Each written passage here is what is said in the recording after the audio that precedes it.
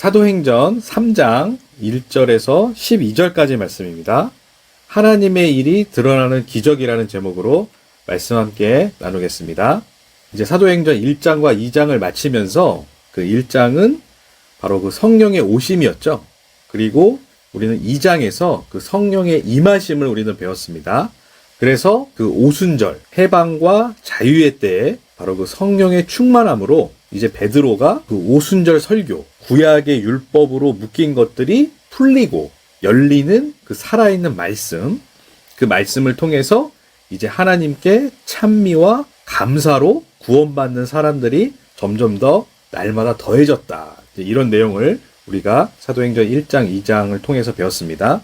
자, 오늘은 3장 1절 말씀입니다. 제9시 기도 시간에 베드로와 요한이 성전에 올라갈새. 자, 여기서 보면은 제9시 기도 시간에 이렇게 나와 있는데 이 제9시는 바로 오후 3시를 가리키거든요. 오후 3시. 그래서 경건한 그 유대인들은 하루에 이제 3번 정해놓고 기도를 하는데 오전 9시, 12시, 오후 3시 이렇게 3번 정해놓고 기도를 합니다.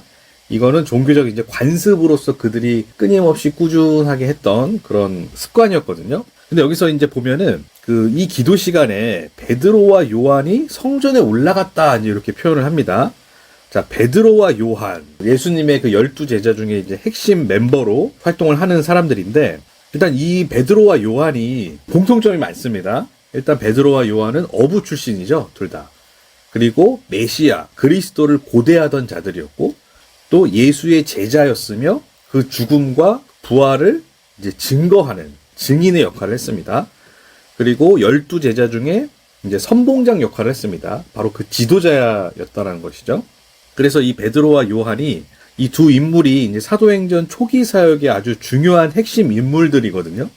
그 베드로와 요한이 이제 성전에 올라가는 겁니다. 근데 이제 종교의 관습에 따라서 기도하러 간 것보다는 이제 성령의 충만하심을 입어 그 성령을 받아 하나님의 말씀, 이제 복음을 전파하기 위해서 그 율법주의의 중심인 성전으로 들어간다는 말이죠. 자, 그렇게 이제 올라갈새. 자, 2절입니다. 나면서 못 걷게 된 이를 사람들이 메고 오니 이는 성전에 들어가는 사람들에게 구걸하기 위하여 날마다 미문이라는 성전문에 두는 자라. 자, 성전에 이제 올라갔더니 누가 있었어요? 나면서부터 못 걷게 된 이가 있었단 말이에요. 자, 이거를 이제 문자로 직역을 하면은 어머니 태에서부터 안진뱅이였던 사람 하나, 이렇게 우리가 볼 수 있는데, 그러니까 정상적으로 살다가 뭐 중간에 사고나 뭐 어떤 다른 거에 의해서 다친 게 아니고 태어날 때부터 장애를 갖고 태어났다는 거예요. 그러니까 근원적으로 하체가 마비된 이 장애와 고통을 갖고 태어났음을 이제 보여주는 겁니다. 자, 이 말은 곧 희망이 전혀 없다라는 뜻이에요. 그러니까 이 사람이 자기가 할 수 있는 게 아무것도 없으니까 이제 생계 유지를 위해서 이제 성전 문 앞에서 이제 동양과 구걸을 하는데 스스로 아무것도 할 수 없음에 그 무력한 어떤 한 존재가 이제 등장을 하는 겁니다. 그리고 이 유대교에서는 남을 구제하는 일, 이게 매우 큰 덕목이었거든요. 그래서 성전에 오는 사람들이 이 거지에게 이제 동전을 이제 던져줍니다. 그래서 본인들도 내가 이렇게 줌으로써 하나님의 상을 얻고자 하는 거. 이 땅에서 현세에서도 복을 받는구나. 그 복을 얻고자 했다라는 것이죠. 근데 이 지금 나면서 못 걷게 된 이 사람이 이제 메고 왔어요. 그래서 성전에 들어가는 사람들이 구걸하기 위하여 어디에 있었어요? 날마다 미문이라는 성전문에 두는지라. 자, 미문이 등장합니다. 이 미문이라는 것은 beautiful gate, 아름다운 문이라는 뜻이거든요. 그러니까 외관상으로 아주 화려하고 웅장한 문이라는 거예요. 그러니까 사람들이 이 안진뱅이를 날마다 그 성전 미문, 아름다운 문이라는 그 앞에 두어서 구걸을 해서 어떻게 해서라도 생계라도 유지해라. 이제 이렇게 그 사람을 둔 겁니다. 근데 특이하게도 이 안진뱅이, 나면서 못 걷게 된 이 사람이 4장에서도 등장하거든요. 사도행전 4장 22절. 이 표적으로 병 나은 사람은 40여 세나 되었더라. 자, 이렇게 나오는데 4장에서는 이 안진뱅이가 나중에 고침을 받게 돼요. 그래서 일어서게 되는데 4장에서는 베드로와 요한이 예루살렘 공회 앞에서 이제 말씀을 선포하는 장면입니다.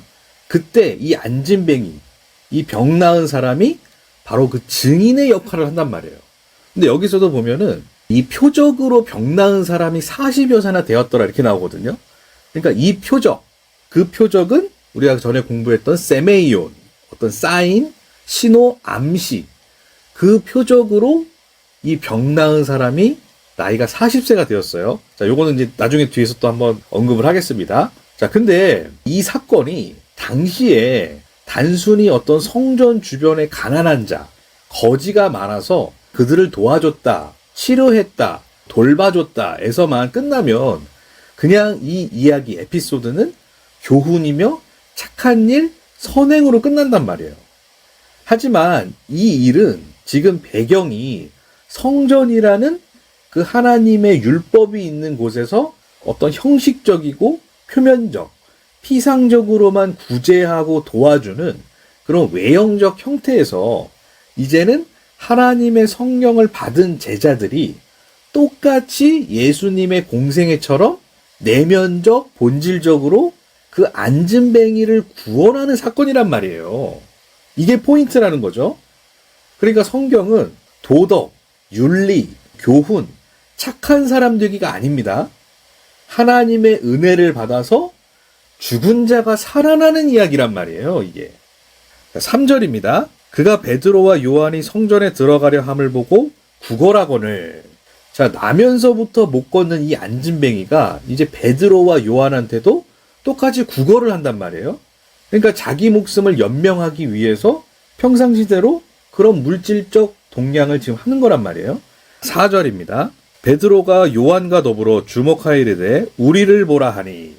자, 여기서 이제 베드로와 요한이 더불어 주목하여 이르되 이렇게 나와 있어요. 주목하다, 이 말이 아테니조라는 헬라어 단어인데 이게 어떤 뜻이냐면 바라보는 어떤 대상을 향한 집중된 응시라는 뜻이에요.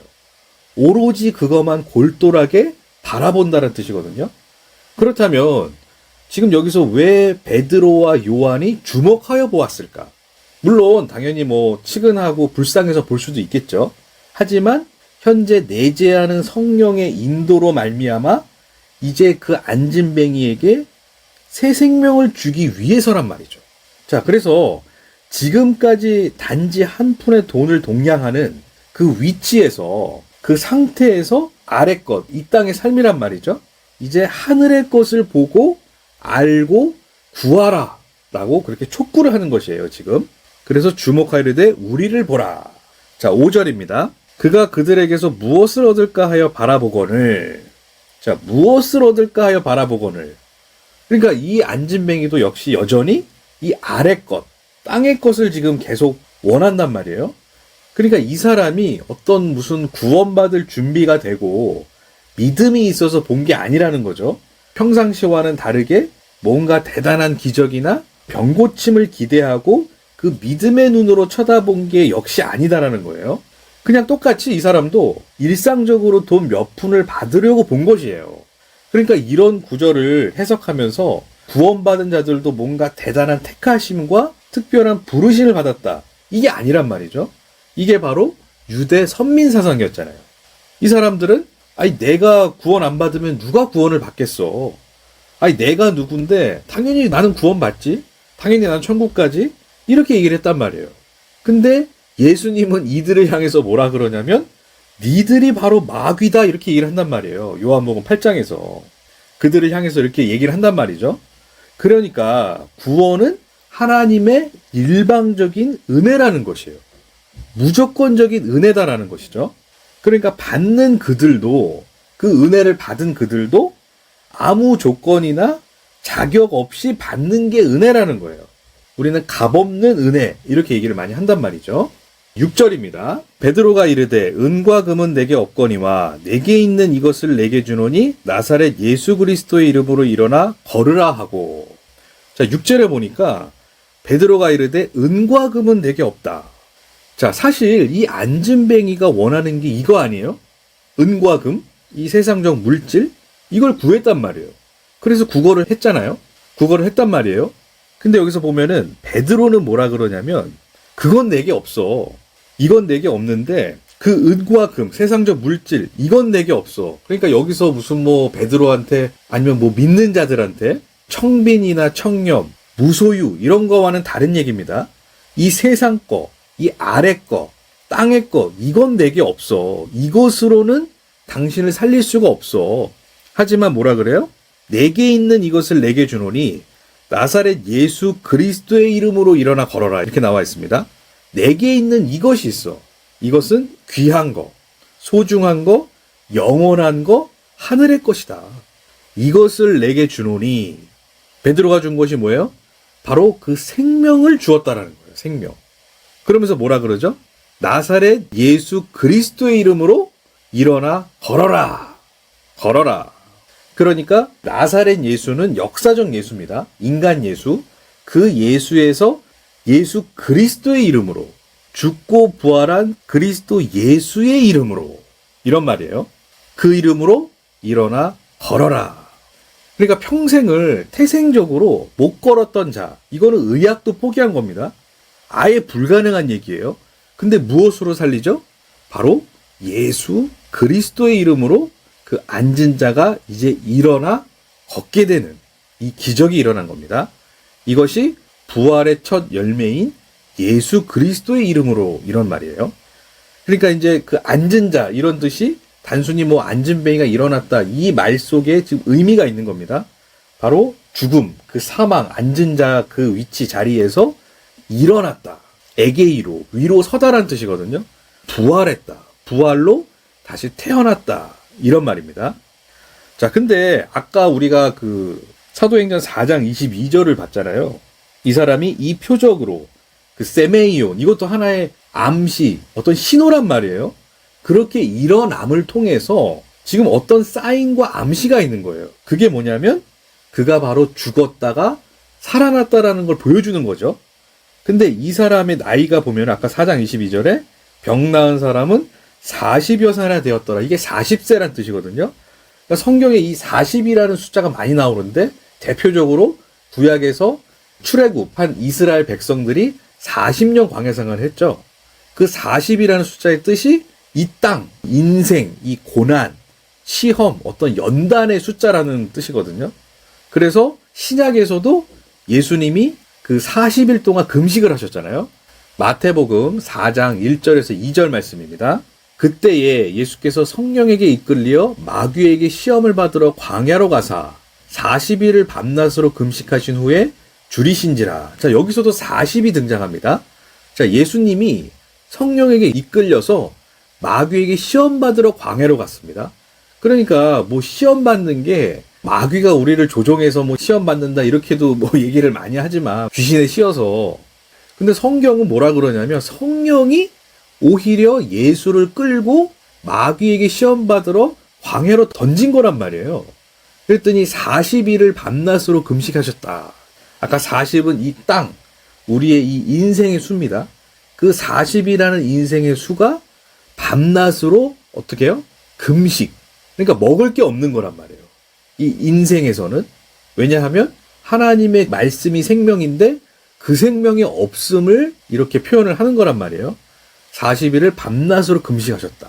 그 금식하신 예수가 내가 바로 생명의 떡이고 빵이고 포도주야. 그러니까 나를 먹고 마셔야 돼. 그래서 우리에게 그 생명을 건네주셨잖아요. 자, 그래서 안진뱅이도 그 40이라는 연단의 수를 이제 일어선 겁니다. 죽음에서 이제 부활로 넘어간 거예요. 자, 그래서 이 경험을 이 세상, 이 육신으로 반드시 통과를 해야 되는 거예요. 우리는 태어나면서부터 어떤 자죠? 앉은 자죠, 우리도. 죽은 자. 그렇게 태어났단 말이에요. 그러나 결단코 일어나, 살아나야 된다는 얘기예요. 그리고 걸어야 된다는 얘기죠. 누구와? 예수와 함께 이제 동행을 하는 거란 말이에요. 요한복음 3장도 한번 보겠습니다. 3절, 5절입니다. 예수께서 대답하여 이르시되 진실로 진실로 내게 이르노니 사람이 거듭나지 아니하면 하나님의 나라를 볼 수 없느니라. 여기서도 보면은 예수께서 대답하여 이르시되 진실로 진실로 두 번 반복 강조를 한 겁니다. 그만큼 중요하다는 거죠. 내게 이르노니 사람이 거듭나지 아니하면, 이게 이제 안옷된 다시 태어나다, 본어게인 이렇게 설명을 했었죠. 그렇게 다시 태어나야 된다. 그렇지 않으면 하나님의 나라를 볼 수 없다라는 거예요. 그러니까 사람은 다 한 번 태어난단 말이죠. 인간 육신으로. 아까 우리 봤던 그 앉은뱅이처럼 앉은 자로 태어난단 말이에요. 그러나 반드시 에게이로 일어서야 된단 말이죠. 반드시 안옷된 위로 하늘로 거듭나야 된다. 태어나야 된다. 그래야 하나님의 나라를 볼 수 있다. 자, 5절. 예수께서 대답하시되 진실로 진실로 내게 이르노니 사람이 물과 성령으로 나지 아니하면 하나님의 나라에 들어갈 수 없느니라. 자, 여기서 보면은 사람이 물과 성령으로 나야 된다. 자, 우리 물 많이 공부했죠? 세례를 뜻하는 거죠. 세례는 내가 물속에 들어가서 죽고 다시 올라올 때 사는 겁니다. 세례. 그래서 예수님이 생수를 준다 그러잖아요, 이제. 그리고 그 물과 어떻게 해요? 반드시 죽고 부활이 있어야 되고 이제는 그 성령이 있어야 된다. 성령으로 나야 된다. 다시 태어나야 된다는 얘기예요. 하나님의 영, 푸뉴마. 그렇지 않으면 하나님 나라에 들어갈 수 없다. 그러니까 천국 간다, 하나님 나라에 들어간다. 이게 우리가 착한 일을 많이 하고 선행을 많이 쌓고 이게 아닙니다. 이 물과 성령으로 나야 된다는 얘기예요. 위로 거듭나야 된다는 뜻이죠. 자, 7절입니다. 오른손을 잡아 일으키니 발과 발목이 곧 힘을 얻고. 자, 이제 일어난 거예요. 일어섰어요. 그랬더니 오른손을 잡아 일으키니. 자, 여기서도 오른손. 자, 오른쪽이 나왔죠. 덱시오스. 오른편, 우편. 이게 옳다, 맞다 이런 뜻인데 그렇게 잡아 일으키니 발과 발목이 곧 힘을 얻고. 이제 앉은뱅이가 걷지 못한 근본적인 이유가 바로 발과 발목에 힘이 없었기 때문인데 이제 거기에 하나님의 힘이 들어간 거예요. 힘이 생겨서 이제 일어서게 되는 것이죠. 일어설 수 있다. 자, 8절. 뛰어서서 걸으며 그들과 함께 성전으로 들어가면서 걷기도 하고 뛰기도 하며 하나님을 찬송하니. 자, 뛰어서서 걸으며. 이 서다, 서서 걷다. 이게 똑바로 위로 서다, 히스테미 이런 뜻인데 그렇게 서서 걸으며 어떻게 해요? 그들과 함께 성전에 들어갔다라는 거예요. 부활, 죽음.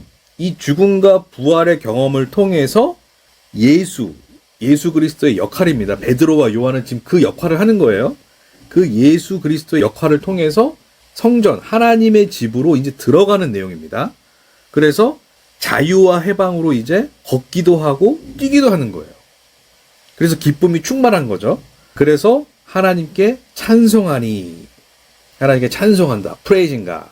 그렇게 하나님을 찬송하니. 9절.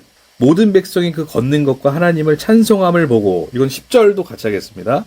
그가 본래 성전 미문에 앉아 구걸하던 사람인 줄 알고 그에게 일어난 일로 인하여 심히 놀랍게 여기며 놀라니라. 자, 그 당사자뿐만이 아니라 모든 백성이 이제 그 기적을 통해서 영향을 받은 거예요. 날마다 그 성전 미문에서 구걸하는 것을 이제 아니까 이미 이 사람은 사람들에게 다 알려진 인물이란 말이에요. 그런데 그에게 일어난 일이 뭐였냐면 이제 일어서서 그 성전으로 당당히 들어가는 거죠. 이 일이 심히 놀라운 일이었다. 자, 이 놀라운 일이다. 여기서 보면은 놀랍게 여기며 놀라니라. 이게 이제 담보스 그리고 엑스타시스라는 이 두 헬라어 단어가 있는데 여기서 보면은 이게 어떤 행위를 보고 감정적인 면에서 느끼는 어떤 충격적인 놀라움이란 뜻이에요. 그리고 거룩한 두려움, 마음의 어떤 그 평정을 잃어버렸다라는 뜻인데 아무튼 이 사건이 굉장히 큰 충격과 놀라움으로 이들에게 다가왔다는 거죠. 자, 왜냐하면 도저히 일어설 수 없는 그 앉은뱅이가 일어서서 이제 성전으로 들어갔다라는 거예요. 이게 그 사람들에게는 굉장히 큰 충격과 놀라움이었다는 거죠. 11절입니다. 나은 사람이 베드로와 요한을 붙잡으니 모든 백성이 크게 놀라며 달려나아가 솔로몬의 행각이라 불리우는 행각에 모이거늘. 앉은뱅이가 이제 나았어요. 나은 자입니다, 이 사람이. 그래서 베드로와 요한을 꼭 붙잡으니 이제 모든 백성이 크게 놀랐어요. 그래서 달려나아가서 솔로몬의 행각이라 불리우는 행각에 모이거늘. 사람들이, 그 백성들이 이제 솔로몬 행각에 모이는 겁니다. 거기는 성전 안에 바깥들 그 회랑으로 거기서 이제 자유롭게 사람들이 강론하고 집회를 했던 장소입니다. 회랑이라는 것은 기다란 어떤 집체 이런 곳인데, 우리 뭐 사극 같은 거 보면은 이렇게 성 주변에 기다란 어떤 집체가 쭉 연결되어 있죠. 그걸 이제 회랑이라 그럽니다. 거기서 강론도 하고 집회를 했습니다. 자, 12절. 베드로가 이것을 보고 백성에게 말하되 이스라엘 사람들아, 이 일을 왜 놀랍게 여기느냐? 우리 개인의 권능과 경건으로 이 사람을 걷게 한 것처럼 왜 우리를 주목하느냐? 자, 이제 베드로가 백성에게 말을 합니다. 이 말하다라는 말이 이게 아포크리노마이 이런 뜻인데, 어떤 일에 대한 답변을 이제 설명할 때 쓰는 표현이에요. 그러니까 이 놀라운 일에 대한 설명을, 대답을 베드로가 이제 하는 겁니다. 근데 여기서 보면 이 일이 왜 놀라운 일이냐? 개인의 권능과 경건으로 이 사람을 일으켜 세운 게 아니다. 왜 우리를 주목하느냐? 여기서 주목하다도 아테니죠. 집중해서 그것만, 우리만 바라보느냐. 왜 우리를 주목하느냐라는 거죠. 자, 근데 여기서 보면 이 기적을 근원적으로, 이 기적을 누가 일으킨 거죠? 누가 한 거죠, 이거를?